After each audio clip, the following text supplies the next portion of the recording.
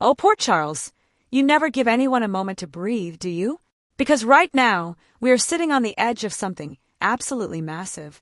Sidwell may finally be getting what he deserves. Liesl might be sitting on a secret that could blow the entire Cold Fusion storyline wide open. And Cassius just had the most emotionally devastating mother-son encounter this show has delivered in years. If you're not subscribed yet, hit that button right now, because you do not want to miss what's coming. Let's get into it. Lucas set the trap, and Sidwell walked right into it. Let's start with Lucas, because honestly, this man deserves a standing ovation right now. For a long time, Sidwell has been the kind of villain who operates just out of reach. He pulls strings from the shadows. He holds leverage over people. He makes threats, and then watches everyone scramble around him trying to protect the people they love. Sonny and Laura both found themselves caught in his web, their freedom depending on blackmail material that Sidwell held over their heads like a sword. Then Lucas stepped up and stole that material. And for a brief moment, it felt like the nightmare might finally be over. But Lucas is smart enough to know that taking away Sidwell's leverage doesn't take away Sidwell himself. A man that dangerous, that connected, that willing to hurt people, he doesn't just pack up and disappear because you took one weapon out of his hands. He finds another angle. He retaliates. He makes sure everyone around him understands that crossing him comes with consequences. Lucas saw that clearly, and instead of waiting for Sidwell to make his next move, Lucas decided to make one of his own. He chose to become the bait. Now think about what that really takes. Lucas deliberately put himself in Sidwell's crosshairs. He provoked him. He pushed buttons and said exactly the right things to make Sidwell angry enough to act. And it worked. Sidwell pulled the trigger 3 times, fully intending to end Lucas' life right then and there. Except Lucas walked into that confrontation wearing a bulletproof vest. That one detail changes everything. Because this wasn't desperation. This wasn't Lucas stumbling into danger without a plan. This was a cold, calculated operation where Lucas accepted the risk, protected himself against the worst of it, and let Sidwell hang himself with his own actions. And if there was also a hidden camera capturing every second of it, which everything seems to be pointing toward, then Sidwell just handed the police the most airtight attempted murder case Port Charles has seen in a very long time. Chase is reportedly about to make a massive, high-profile arrest, the kind that sends shockwaves through the entire city. And when you line up everything that's been building, it's almost impossible to imagine it being anyone other than Sidwell getting walked out in handcuffs. That image, Sidwell, who has terrorized so many people for so long, being placed under arrest, is going to be deeply, deeply satisfying. But here's where we have to pump the brakes just a little, because Port Charles doesn't do easy victories. Sidwell has resources. He has money. He has judges in his pocket and lawyers on speed dial. And perhaps most dangerously of all, he has someone operating inside the Peace PD itself, Cassius, who has been embedded there under a false identity, doing Sidwell's bidding from the inside. That kind of reach doesn't disappear overnight just because someone got arrested. So even if Chase makes the collar and Sidwell gets booked, the road from arrest to actual conviction is going to be anything but smooth. Bail could be posted. Charges could get challenged. Evidence could get questioned. This is the kind of man who has spent years making sure he always has an exit strategy. And if he does get out, if the charges don't stick and Sidwell walks free, the first name on his list is going to be Lucas. Because men like Sidwell do not forgive. They do not forget. And they absolutely do not let the person who humiliated them walk away without paying a price. So Lucas can feel proud right now, and he should. He pulled off something genuinely remarkable. He outsmarted a man who thought he was untouchable and gave the law the tools it needs to act. But the celebration needs to stay cautious, because this story is far from finished. Liesl knows more than she's saying, and Cullum is running out of time to hide. Now let's shift over to the mystery that has been quietly building into one of the most intriguing things happening on the canvas right now, the question of who Ross Cullum really is, and whether Liesl already knows the answer. Here's what we know. Cullum sat down with Sidwell and casually dropped a bombshell. He's been working on the Cold Fusion project for 20 years. Before Caesar died, 20 years of dedication to a project that Caesar considered the most important work of his life. Now do the math on that timeline. 20 years ago puts Cullum's involvement in Caesar's world right in the middle of the period when Liesl was deeply, personally entangled with Caesar herself.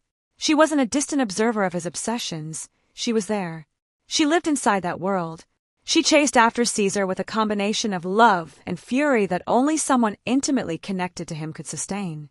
And when Jocelyn recently brought up Caesar's last project, Liesl didn't need a moment to think. She knew exactly what it was. She described his obsession with it in vivid detail. She called it dangerous. She understood its scope and its stakes in a way that only comes from first-hand knowledge. That is not the reaction of someone hearing about something secondhand. That is the reaction of someone who watched it happen up close. So the question hanging in the air is this: how could Liesl have been that embedded in Caesar's world for that long, and somehow never crossed paths with a man who was working on Caesar's most prized project for 2 entire decades? The honest answer is, she almost certainly did cross paths with him. She just hasn't said so. And that possibility, that Liesl is sitting on knowledge about Cullum's real identity and choosing to hold it close, is completely in character for her. Liesl has always been someone who plays her cards carefully. She reveals what serves her and protects what gives her power. If she recognizes Cullum from another chapter of her life, she may be keeping that recognition locked away until she figures out how to use it. Now, to be fair, there's a reason the full recognition hasn't happened yet. Up until the kidnapping, Liesl hadn't actually seen Cullum's face. He grabbed her from behind in her own car. She was unconscious when she was brought into the cell. So the moment where she really gets a good look at him, where their eyes meet and whatever history exists between them either surfaces or doesn't, that hasn't come yet. But it's coming, because Liesl has agreed to work on the cold fusion project. That means she and Cullum are going to have to be in the same space. They're going to have to talk. And no matter how many shadows he tries to hide in, Liesl is too sharp, too experienced, and too deeply connected to Caesar's world to stay in the dark forever. The theory that Cullum might be a younger sibling of Caesar's has been gaining a lot of traction among viewers, and honestly it holds up. The physical resemblance, the 2-decade loyalty to Caesar's most personal project, the very specific fear of what Liesl might know about him, all of it points to someone with a blood connection to that family. Someone who grew up in Caesar's shadow. Someone who inherited his obsessions along with whatever else came with being related to a man like that. And if that's true, then Liesl wouldn't just recognize Cullum, she would know exactly what he's capable of. She would know the history, the darkness, and the danger. And that knowledge is precisely what Cullum cannot afford to have in her hands. With his support structure crumbling, Pascal likely off the board, Sidwell potentially heading toward arrest, Cullum is increasingly exposed. The walls are closing in. The moment where he has to step out of the shadows and face Liesl directly is getting closer with every episode. That scene, when it finally comes, is going to be electric. And something tells me Liesl is going to be a lot more prepared for it than Cullum expects. Cassius, the heartbreak nobody saw coming. And now we come to the part of this conversation that I haven't been able to stop thinking about, because General Hospital just delivered one of the most emotionally gutting storylines it has told in years, and it centers on a character who, a few months ago, many viewers weren't even sure they trusted. Cassius has broken our hearts, and the show earned every bit of that emotional impact. Let's go back to where he started. Viewers knew from fairly early on that he wasn't really Nathan. The mystery wasn't whether he was who he claimed to be, it was who he actually was underneath the borrowed name.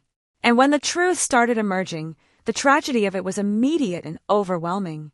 Nathan's twin brother, a child born from the same union that gave the world a man everyone in Port Charles loved deeply, but this child was stolen away before his mother ever had a chance to hold him. Handed off, hidden, raised in the shadow of a legacy built on lies and manipulation, through absolutely no fault of his own. Cassius didn't choose any of this. He didn't ask to be Caesar's secret. He didn't decide to grow up disconnected from his mother, his brother, his identity. He was a child who was taken, and then a young man who was used, and then a grown adult still trying to figure out where he belongs in a world that spent decades pretending he didn't exist. Then came the scene beneath Windmere, the moment General Hospital had been building toward. Cassius, finally standing face to face with Liesl, his mother, and viewers leaned forward, hoping, really hoping, that this would be the moment. The turning point, the scene where something finally went right for this man who had been dealt the worst possible hand at every stage of his life. Instead, it became one of the saddest scenes the show has produced in recent memory. Because Cassius couldn't just say, "Mom, it's me," and let the moment breathe. The second Liesel was there, he had to start dismantling everything she thought was true. He had to tell her that Madeline had lied, that she had a son she never knew existed, that everything she'd been told about her family had been constructed on a foundation of deliberate deception.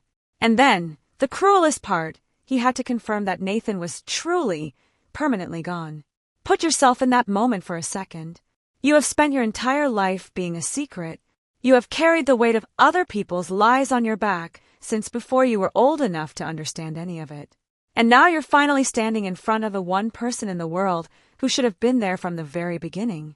And the first real conversation you have with your mother is delivering wave after wave of devastating news, grief stacked on top of grief, betrayal stacked on top of betrayal.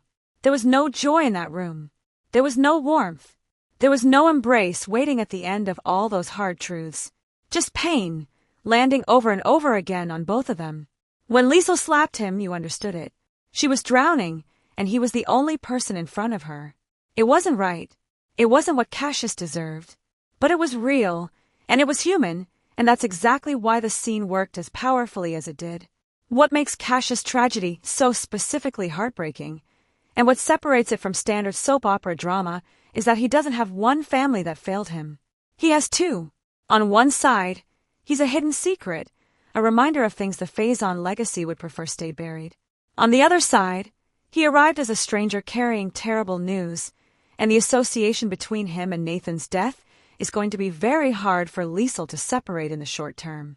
He is connected to everyone. He is truly claimed by no one. Every moment in that scene seemed to hold out the possibility of connection, and then close it off again.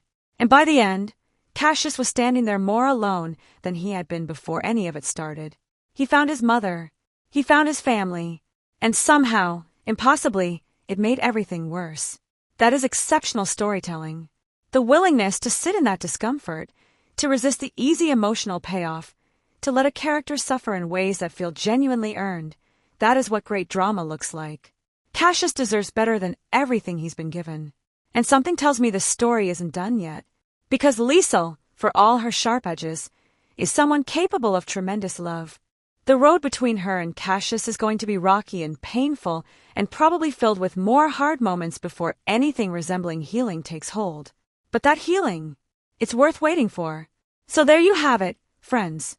Luke is playing the most dangerous game of his life and winning.